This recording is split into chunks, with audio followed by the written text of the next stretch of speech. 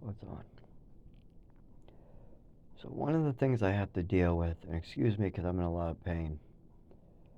One of the things I have to deal with as a disabled person, as a person with pre-existing conditions, without paperwork or treatment or getting any help for so long, is people acting ignorant and very inappropriate. I would like to see other people go through just a fraction of what I go through and see how they would act. Because they laugh at me sometimes, and I don't like that. For instance, if your legs stopped working, like if I, or let's say for some reason your legs and your hands stopped working and you could only kind of crawl, and you were hiking an hour away from your car, or 3, 4 hours away from your car, you had no phone, no way to dial a phone, and you had to crawl your way to your car, scraping your chin in your body, getting up, squatting. How would you feel when you're halfway there, collapse on the ground, trying to get there? Would you be crying? Would you be wondering why your legs and arms aren't working? When you got to the car and to the phone that go for help, would you call 911? Would you call an ambulance? If you did and the doctors did nothing, how would you feel? That's what I go through. When I'm crawling to try to get to the hospital, and then the hospital laughs at me, that is so disrespectful. I'm going through some serious shit. I would like to see anybody else lose the ability to use their legs, have no car or no phone, and I'd like to see how they react. Certainly. Or how about you have a seizure, you get stitches on your head, and you can't talk or walk right? How about that one? How about somebody comes up with you, hits you with a brick, and then all of a sudden for 3 months you just aren't right? I'd like to see other people deal with that and see how well they do. See if they do as well as me. See if they hold a job. See how well they do with no services, no family, no help, with people laughing at them. See how they do. Here's another one.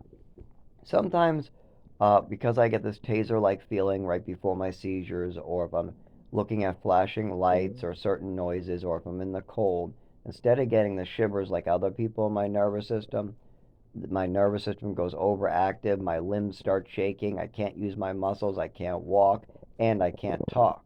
Now I can try to talk through it, I can try to walk through it, but it makes it worse and it's extremely difficult. And when I try to push through it, I sometimes black out. I end up on the ground having a full blown seizure, according to Lowell General Hospital, and the head scan they did, and the report says Graymoor seizure. If I push it through, that's what happens. And then I wake up bloody on the ground. Now, this is what I know is I wake up with my head smashed, all blood all over me, bruises all over my body, hands, legs, feet, head, everything cut up, just covered in blood, and I feel like I got like hit in the head by 100 baseball bats. So, with this electricity or with this shock or with this pain or sensation going through my nervous system, it's hard to talk. Now, some people make fun of that, and then all of a sudden I talk great when I'm indoors or when it's dark or when I'm not using my body, like my arms and my legs, if I'm just sitting in a chair talking. And all of a sudden I can talk much better. And that's because I have less pressure on the nervous system. But people make fun of this and they play around because I don't have documentation. But I would like to see somebody have a taser on their back, because that's almost identical to what I feel all the time. Just take a taser, stick it on their back, turn the motherfucker on, and then I'd like to have a conversation with them. Or strap somebody into an electric chair, put the voltage on low, put the helmet on, and let's have a conversation and see how well you do. Let's see how well you guys do feeling like me. And then I'll make fun of you that you can't talk. I'll say, what? You can't talk with a taser on your back? What, you don't like your legs not working? No, you have to crawl a little more. See how they like it. They won't. Well, one person has to crawl like I did just for a day. And I'm going to have to do it again, by the way. They still haven't issued me anything. I just had to crawl this morning to get to the bathroom, and I squatted to get to the chair. So,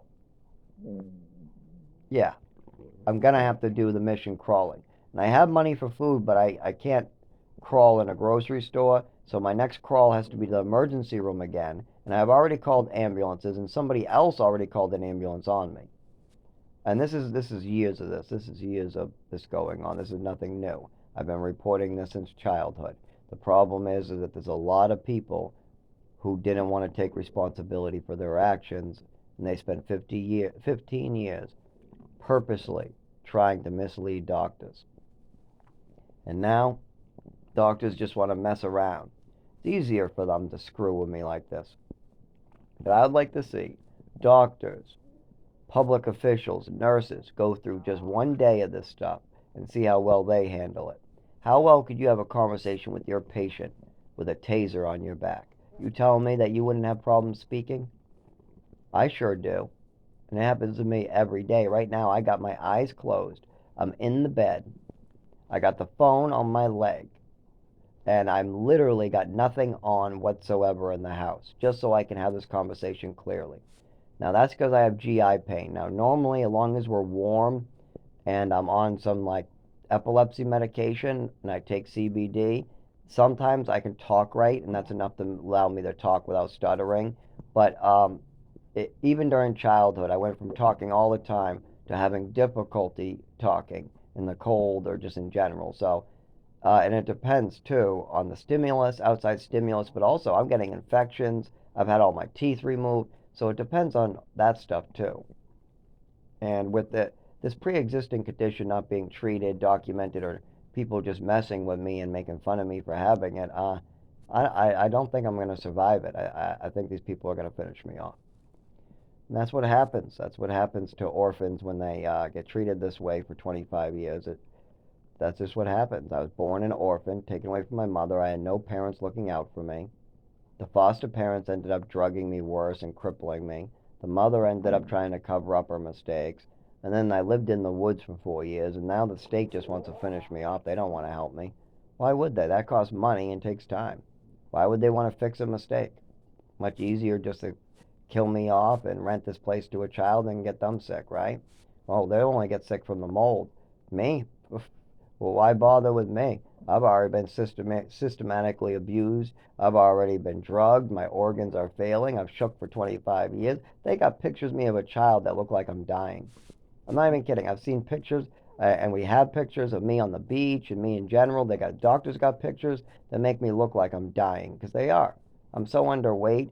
There's so many meds in me. There's so much abuses. I'm getting medals taken away. I don't know how to handle any of this stuff. I'm not kidding.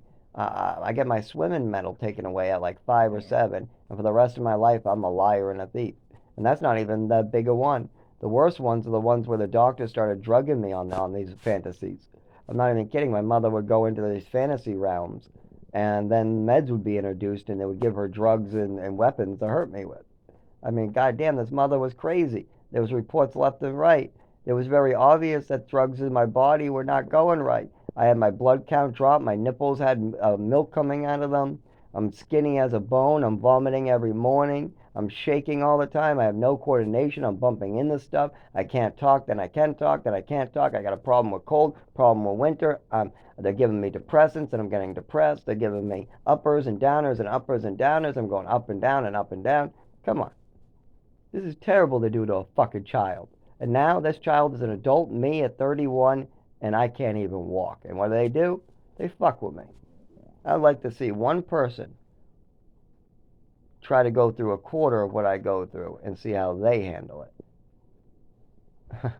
Oh my God, they wouldn't be able to. Most people who see me go through this get so angry for me. I've seen people literally lose their shit for me. Who could I fuck up? Who did this to you? Oh my God, oh my God. Seen you like this forever. Those motherfuckers, they need a lesson. Somebody needs to stop this shit. I know, I'm trying. Trying to build a support group and get people aware of what's going on. But the problem is, without documentation, without doctors doing their jobs, it's very difficult. Plus, Social Security in the state has always fucked with me as well. Every time I try to get Social Security, they just mess with it like, oh, well, you don't have an address, or you don't have a phone, or now I do have an address, I do have a phone, I do have an ID, I'm even working while getting injured, I have plenty of injuries, plenty of disabilities, but then they file the paperwork wrong over and over, they stop answering my calls, they play a bunch of games, and then they just make it so I can't collect. They even made me work with COVID. I'm not kidding. I got flu symptoms, went to the emergency room, went with the doctor, got that it's very obvious I got the flu, and they had this disabled man work while falling down on the side of the road because there was no transportation. So keep that in mind. Uh, I'd like to see one person go through a quarter of this and survive it or not lose it. And I'm not losing it because I got God. I know that I need to persevere and keep trying because there's other people that could have to go through this. And no man, no kid, nobody should have to go through this. Just like this, nobody should ever rent my apartment again until it's fixed. There's water coming in and people are getting sick. It's very obvious that nobody should rent this apartment out until it's fixed up. And so that's another thing. Like, we got to make sure we look out for the next generation and for other people. So if something is causing me this much pain, well, let's make sure it doesn't happen again.